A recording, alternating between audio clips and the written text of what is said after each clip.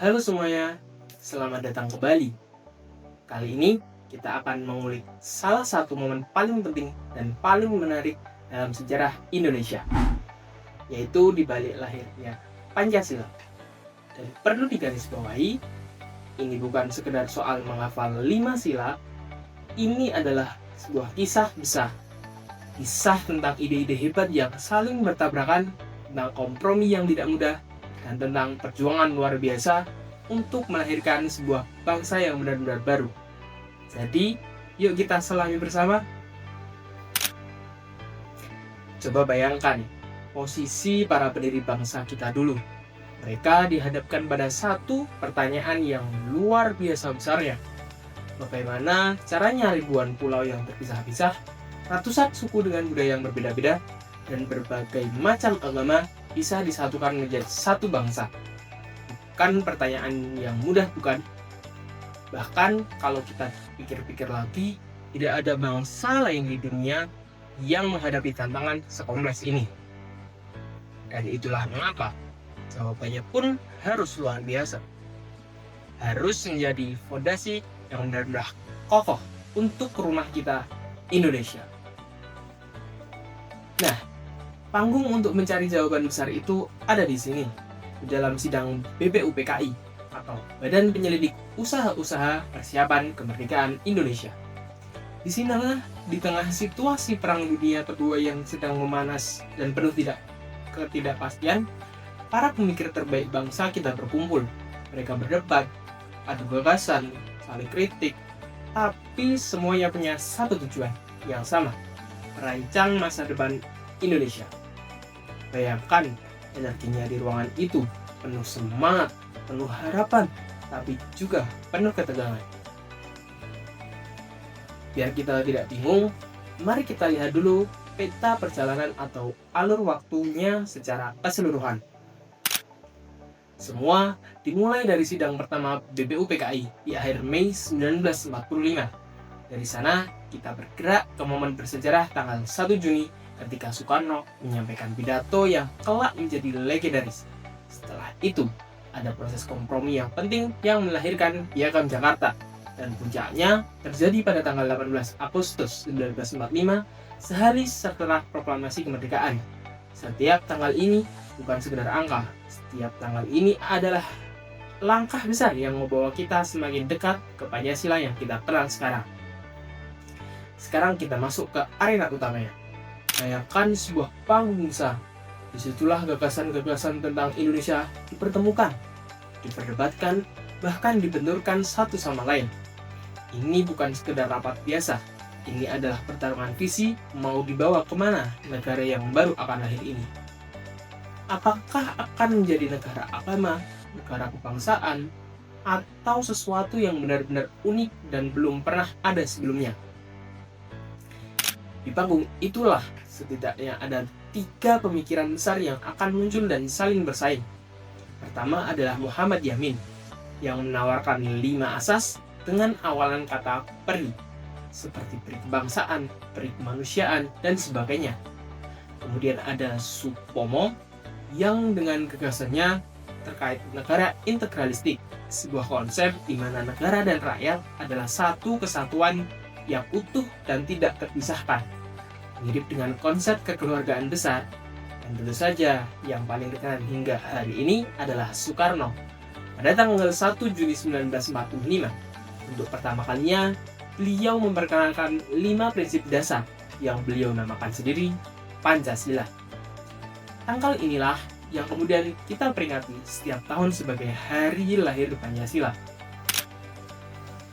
Nah, apa sebenarnya inti dari gagasan Soekarno itu?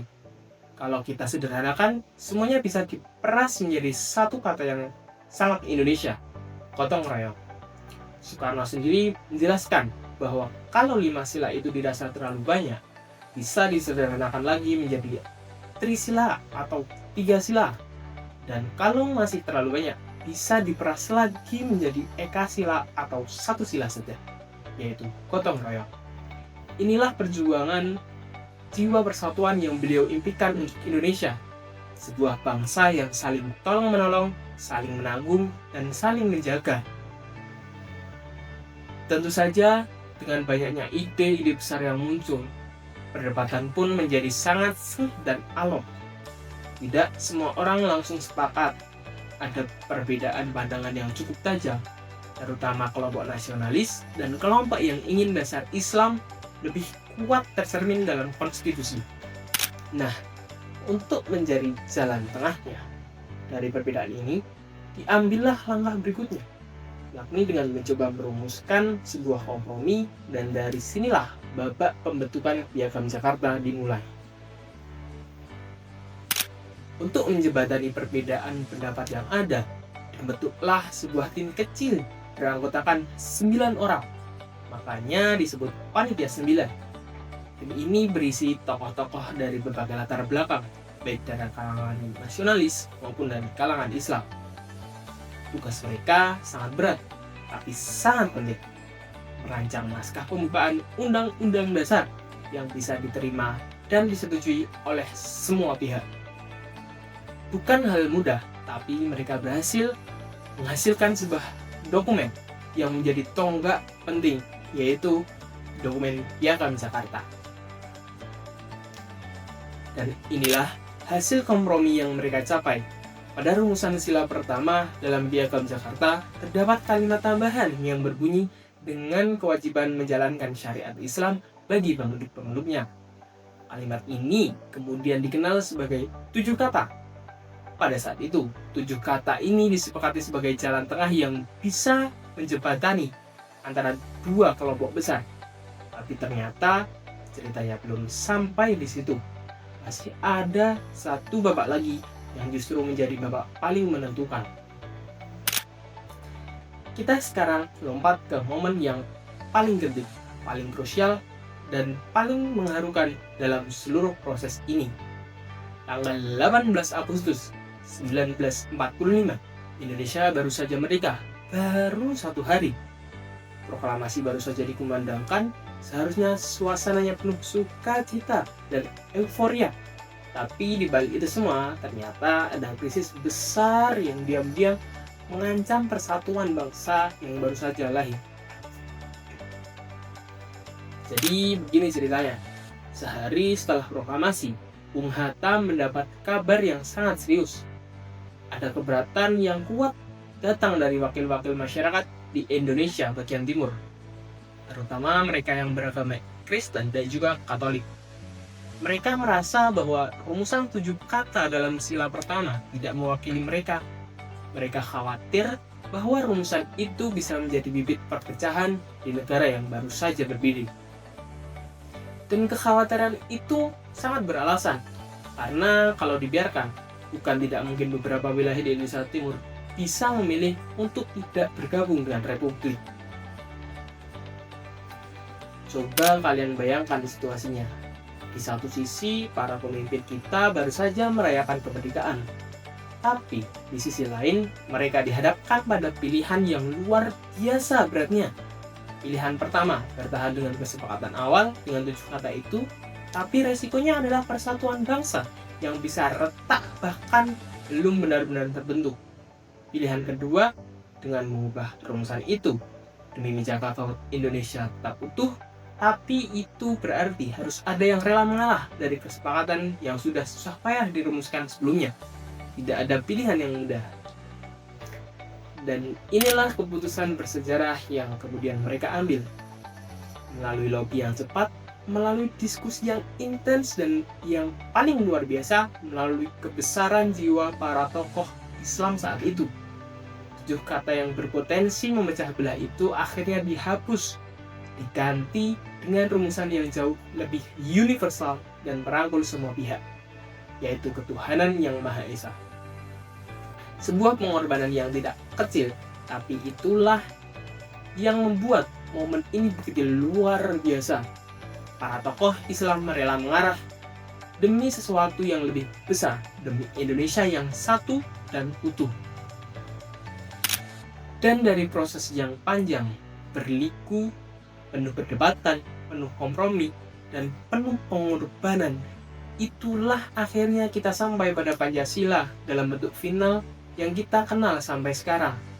sebuah pondasi yang terbukti kokoh selama lebih dari 70 tahun menjadi rumah bersama bagi lebih dari 270 juta jiwa yang berbeda-beda.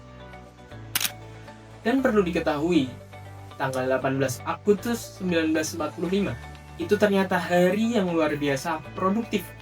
Bukan cuma soal Pancasila, di hari yang sama PPKI juga mengesahkan UUD 1945 sebagai konstitusi negara. Di hari yang sama pula, Soekarno dan Hatta resmi dipilih sebagai presiden dan wakil presiden pertama Republik Indonesia. Dan juga di hari yang sama, dibentuklah KNIP, Komite Nasional Indonesia Pusat, yang menjadi cikal bakal dari DPR yang kita kenal sekarang. Bayangkan, semua pilar dasar sebuah negara ditegakkan hanya dalam satu hari. Sungguh luar biasa. Inilah mengapa Pancasila sering disebut sebagai perjanjian luhur bangsa. Karena Pancasila tidak didiktekan oleh satu orang saja, tidak dipaksakan oleh satu kelompok saja. Ia lahir dari sebuah proses yang panjang, dari kesepakatan, kerelaan untuk saling mendengarkan, dari keberanian untuk berbeda pendapat, dan pada akhirnya dari keikhlasan untuk saling mengalah demi satu tujuan bersama. Itulah yang membuat Pancasila bukan sekedar dokumen, ia adalah jiwa bangsa. Menariknya, kalau kita lihat proses lahirnya Pancasila ini dari sudut pandang filsafat, kita bisa membedahnya menjadi 4 sebab atau kausa yang konsepnya berasal dari filsuf Yunani kuno, Aristoteles. Pertama, kausa materialis. Bahannya dari mana? Dari nilai-nilai luhur yang sudah hidup di masyarakat Indonesia jauh sebelum kemerdekaan. Kedua adalah kausa formalis. Bentuknya jadi apa? Menjadi rumusan 5 sila yang sistematis. Ketiga, kausa efisien. Siapa yang mengerjakannya? BPU, PKI, dan BPKI, beserta seluruh tokoh yang terlibat. Dan keempat, kausa finalis. Tujuannya apa?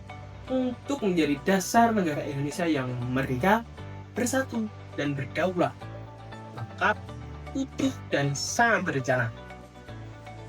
Jadi, kalau kita tarik benang merahnya, Pancasila bukan sekedar warisan sejarah yang kita simpan di museum. Ia menjadi pelajaran abadi yang sangat relevan bahkan sampai hari ini. Pelajaran tentang bahwa perbedaan bukan menghalang, justru perbedaan itulah yang membuat kita harus belajar berkompromi. Pelajaran tentang bahwa kebesaran jiwa jauh lebih kuat dari sekedar ego kelompok. Dan pelajaran tentang bahwa persatuan adalah sesuatu yang tidak datang dengan sendirinya. Ia harus diperjuangkan, dijaga, dan dirawat setiap harinya. Kalau pendiri bangsa kita dulu bisa berkorban sebesar itu demi persatuan, di tengah tekanan perang, di tengah perbedaan yang sangat besar, maka pertanyaannya sekarang kembali ke kita semua. Apa yang sudah dan bisa kita lakukan untuk merawat semangat yang sama di zaman sekarang? Itu adalah pertanyaan yang layak kita renungkan bersama. Silakan berkomentar di kolom komentar video ini untuk menjawab pertanyaan tersebut. Terima kasih. Aku Syahrul Anam Arifin. Sekian. Thanks for watching dan sampai jumpa. Bye bye.